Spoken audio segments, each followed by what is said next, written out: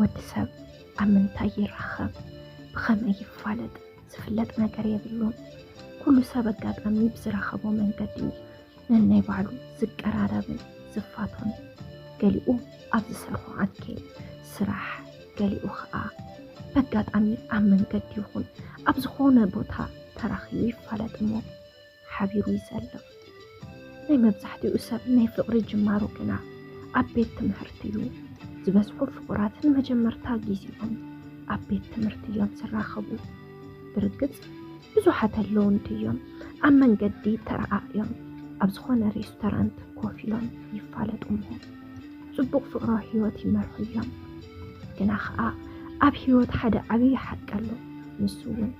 ዝኾነ ሰብ ናይ መጀመርታ ፍቕሩ ኣብ ቤት ትምህርቲ ተምሃራይ ኮይኑ እዩ ዘሕልፎ ኣብ ቁልዕነት ጊዜኻ ዝሓልፍ ፍቕሪ ኸኣ ዓብዪ ዝኾነ ዝኽሪ ኣለዎ ኣብ ታሪኽ ህይወትካ ሙሉእ ዘይርሳዕ ዝኾነ ዘለዓለም ዝነብር ተዘካሪ ግዜ እዩ ብኣባሓህላ እውን ፈላጣት እንትዛረቡ ናይ መጀመርታ ፍቕርስ ኣብ ህይወት ሙሉእ ኣይርስዕን ይብሉ ስዊትን ሳይሞንን ዝተፋለጡ እውን ኣብ ቤት ትምህርቲ እዩ ንሳ ናይ 10ይ ክፍሊ ተምሃሪት ንሱ ኸኣ ናይ 11 ክፍሊ ተምሃራይ እናሃለዉ እዮም ተፋሊጦም ዝተፋለጡሉ ኣጋጣሚ እውን ሓሲቦምሉ ዘይኮነስ በጋጣሚ ብሓንቲ ናይ ዓይንን ምጥምማት እዮም ተፋሊጦም ስዊት መስተውዓሊት ሰብ እያ ግና ኸኣ ነዚ መስተውዓሊትነታ ብኣብ ጥቓኣ ዘለዋ ማሓዙታ ይሽፈን እሞ ንዕን ክትመስል እናበለት ካብ ፀባያን ባህርያታን ትርሕቕ ናይ ስዊት ገዛ ካብ ቤት ትምህርታ ብጣዕሚ ዝረሓቐ ስለ ዝነበረ ካብ ትምህርቲ ምስ ወፀት ምስተን ማሓዙታ ብዛዕባ ውዕልአን እናዕለላን ነቲ ሓደ እናልዕላ ነቲ ሓደ ኸኣ እንዳገደፋ ይኸዳ ናይ ድሕሪ ሰዓት ሽፍቲ ኣብ ዝኾናሉ ግዜ ዳርጋ ምሽሽ ኢሉ እዩ ፀሓይ ምስ ጠለቐት እየን ንገዝአን ዝኣትዋ ዘለዎ ርሕቐት ናይቲ ቤት ትምህርቲ ሽፋን ጌረን ከኣ ኣብ ገዛ ወለደን ንኸይዛረብዎን ይሽፍንኦ ስዊት ክሳብ 8ይ ክፍሊ ኣብ እትመሃረሉ እዋን ከምቲ ዘለቶ ማሓዛይ ዘይትብል ካብ ገዝኣ ናብ ትምህርታ ካብ ትምህርታ ኸኣ ናብ ገዝኣ እትመላለስ ሰብ እያ ነይራ እቲ ለውጢ ዝመፀ ታሽዓይ ክፍሊ እናኣተወት ምስ ዝተፋለጠተን ክልተ ቆልዑ ምስ ተቐራረበት እዩ ናይ ፀበያ ምቅይያር ምኽንያት ዝኾነ ክልቲአን ማሓዙታ ውፅእ ዝበለ ባህርያት ዘለወን እንትኾና ምስ ማንም ከምአን ዝበለ ተምሃራይ ምንም ዓይነት ስምምዕን ምርድዳእን ዘይብለን እየን ኩሉ ግዜ ካብ ሰበን ግልል ዝበላ እየን ብርግጽ ኩለን ገንዘብ ኣለወን እዩ ዝደልኦ ነገር ኣይስእናን ግና ኸኣ ካብ ሰበን ፍልይ ዝበላ እየን ነይረን ነዝናተን ባህርያት እያ ስዊት ተሓዊሳቶ ናታ ባህርያት ዝሰኣነትሉ ምኽንያት ብትምህርታ እውን እንተኾነ ድኽም ዝበለት እያ ነይራ ብዙሕ ንትምህርቲ ተገዳስነት ስለ ዘይነበራ ዝበዝሕ ፈተናታት ትሕቲ ፍርቅያ እተምፅኦ ዝነበረት ወለዳ ኣብ ነናቶም ስራሕ ዝተፀመዱ ስለ ዝኾኑ ንስዊት ንምቁፅፃር ብዙሕ ግዜ ይነበሮምን በዚ ዝተለዓለ ኸኣ ብዛዕባ ትምህርታ ምንም መፍልጦ ይነበሮምን ጥራሕ ኣብ ትምህርቲ ውዒላ ምንፃይ እኹል እዩ ኢሎም እዮም ዝኣምኑ ነይሮም ንሱ እውን ትምህርቲ በፂሐ መፅያ ትብሎም እምበር ከይዶም ኣይከታተልዋን ወይ ከዓ ኣይሓትዋን እዚኡ ኸኣ ከም ድልያ ንኽትኸውን ዝገብራ ዝነበረ ናይ ሳይሞን ህይወት ካብ ናይ ስዊት ህይወት ዝተፈለየ ፍጹም ዝኾነ ኣንጻር ህይወት እዩ ዘለዎ ኣብ መንጎኦም ዝነበረ ምፍልላይ ናይ ገንዘብ ምፍልላይ ኣይኮነን ነይሩ ኣብ ሃፍቲ ዳርጋ ተመሳሳሊ ዝኾነ መነባብሮ እዩ ነይሩዎም ካብ ዝወፃእ ግን ክፈላለዩ ዝኽእሉ ብዙሕ ነገር ነይሩዎም ሳይሞን ዘይከም ስዊት ህዱእን ርግእ ዝበለን ተምሃራይ ነይሩ ገና ብንእስነት ዕድሚኡ እናሃለወ እዩ ኩሉ ሕማቕን ጽቡቕን ኣለልዩ ብምፍላጥ እንታይ ከም ዘዋፅኦ ብምእማን ዝኣምነሉ ንኽገብር ይፅዕር ንዕላምኡን ሕልሙን ንምስኻዕ ኸኣ ዝነበሮ እንኮ መማረፂ ትምህርቲ ስለ ዝነበረ ለይትን ቀትርን እናጽንዐ ትምህርቱ ብኣግባቡ ይከታተል ሳይሞን ብዙሕ ማሓዛይ ዓርከይ እናበልካ ኣው ምዋል ፍጹም ይፈቱ ነይሩ ዝበዝሕ ጊዜኡ بين خوينو مصباح زفتو كوبس تمهرايو كنا خا حدا اوان اب هيوت نحنا بزدلنا يوزي كونس بعد هيوت بزمرت اتلناينا انقعاز مو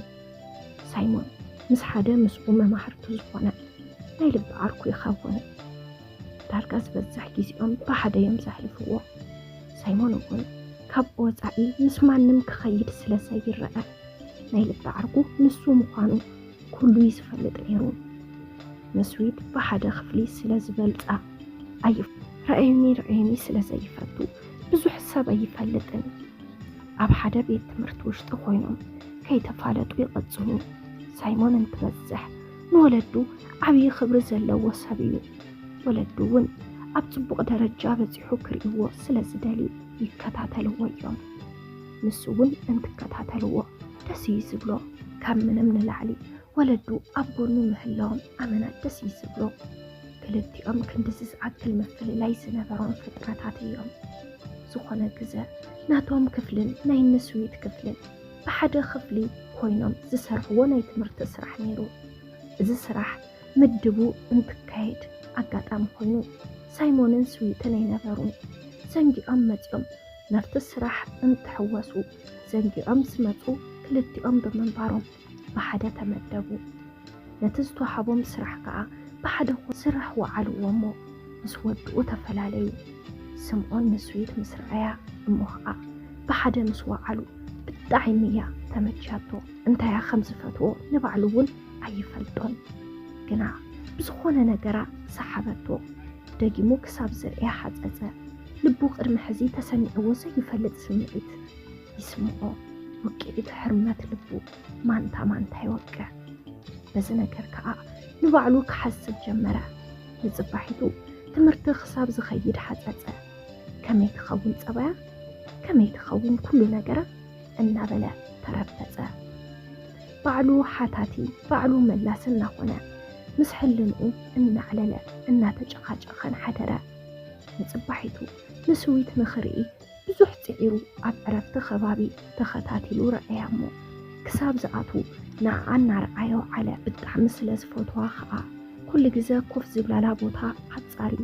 مسأن فيت نفيت ناي بعلو كوف مبل يسرحمو كل جزا مسأن دارقانا خدا كوفيلو عينون لبون عتقيبو يملس بسانك سويت كا سايمون بيرون دفترن كدربق أنيا بزعبازو قداي نتعركن تنقرو تقداديمو قريبون حتى نقرو ناي سايمون تساقمقل محتاتي كون النيرو حتيتو سوحبون ملسيو نوء زقود أوز نبرا نسب فريحو خا بخالي من قدن أرباك حسب جمرة مجمرتاون مسعى قريبو خفالة أمو كقربا خمسة اللواب بمأمان نخفالة أحسبا تريلو خيدو كفالة أفرحمو كالي من قد خناد جمرة بركز أفت أوان سراح تفاليد أمي جمنيرم نسو زداليو مفلاتكن كالي عينتي نيرو نوء خقبر كعا عقاد أمخصبا جمرة كل جزاء كاب زوريات أفئو سلازا يفلد سويت بدن بتردي وايا زخنا جزاتاتو نسمع حزوتا خوينا سيحبات اللويا انتاي كم زدالين كم زفتوانوون بروحوقا إن حلوات تردي أطويا جناخا إذا اختبلويك علاتن سايمون قل مجمرتا بمن قد عركو جيرو نخرخ وحسب مو نتعركو زقابرا جيرو نخرخ بوم حتتو عركوون معالت بدن بمريسو دفرت وساسيقو حدا عرفتي نسمع حزوتان نخدت بسمات زويقو نخعللا خمس جل حتتا اتن محزوتا نس آخمت أن تبلع نسوخا نبينا خزاربا خمس دلي نجران مو سويت بينا نبقو قربت زدلي زبلو سلامتا مستلوهاوتو عركون عقو تواقع خمس دلي نجيرو سلكا نخذهبو حتتا عركين تبل من مقانو قلتفو يترديوا مخنياتو نسقو خمس خيد تفلت سلس نبرات ناي سبات عيني كي تسحب إلى خاء كالتفيلة سلك وزراء أو ورقة صحيفة حبتو سايمون مشهد ناب ناي سويت سلك دولمو من النتون مقلات موكرة انت نساكنا فليد أطو على النحلوات كم زي فلد أطو تمسلمو سايمون بتتواهبو موز نبرو سرح ገይሩ ኣዘኻኺሩ ክዕልላ ጀመረ። ተራኺቦም ከዋግዓ ከም ዝደሊ ነገራ እሞ ዝምችዋ መዓልቲ መሪፆም ብኣካል ተራኸቡ። ዝተራኸብሉ ኣብ ቤት ትምህርቲ ነይሩ። መተኣታተዊ ወይ ከዓ መላመዲ ንክኾኖም ኢሉ ከዓ ብሓደ ኮይኖም ንኸፅንዑ ሕቶ ቅረበላ። ስዊት ዘይተፀበየቶ ዋላ እኳ እንተነበረ ሓቲቱ ስለ ዘይጨነቃ ግን ሕጉስቲ እያ ነይራ።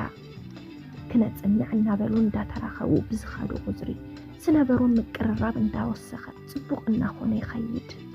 ዝነበሮ ሓልዮትን ልብን ከዓ ስዊት ቀልጢፋ ንኽትፈቶ ዝገብርዋ ነገራት እዮም።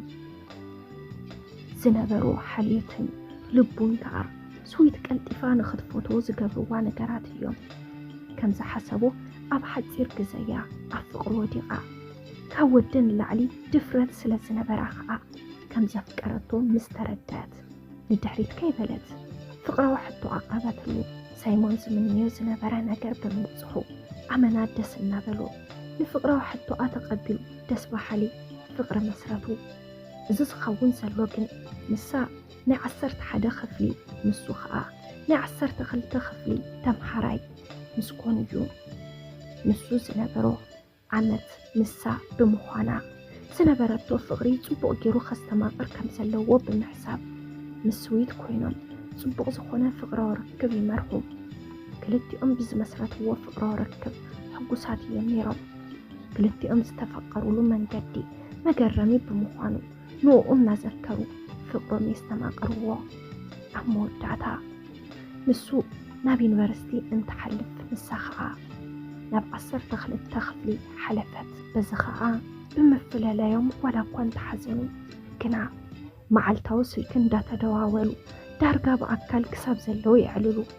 ንሱ እንትኸይድ ሓደ ነገር ቃል ተኣታትዮም እዮም። ንሱ ከዓ ትምህርቶም ምስ ወጡ ንኽምርዓው ቃል ተኣታትዮም ይፀባበዩ ኣለዉ። ፍቕሪ ማለት ልክዕ ከምዚ ክልተ ዘይራኸብ ፀባይን ባህርያትን ዘለዎም ዘጣምር ሓያል ተኣምር እዩ። ሰላም ናይ ማኪ ሚድያ ተኸታተልቲ፣ ንሎሚ ሒዘልኩም ቀሪበ ዝነበርኩ ዛንታ ነዚ ይመስል ነይሩ። ካብዚ ዛንታ ከም ዝተምሃርኩም ኣይጠራጠርን።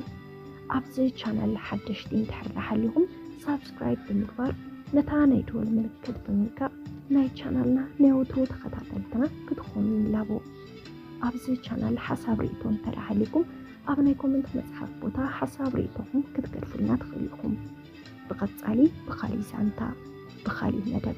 ብኻሊእ ሓሳብ ክሳብ ንራኸብ ክሳብ መወዳእታ ምሳና ስለ ዝፀናሕኩም ካብ ልቢ እንዳመስገና እዚ ክንፍለይኩም ሰሰና እዩ።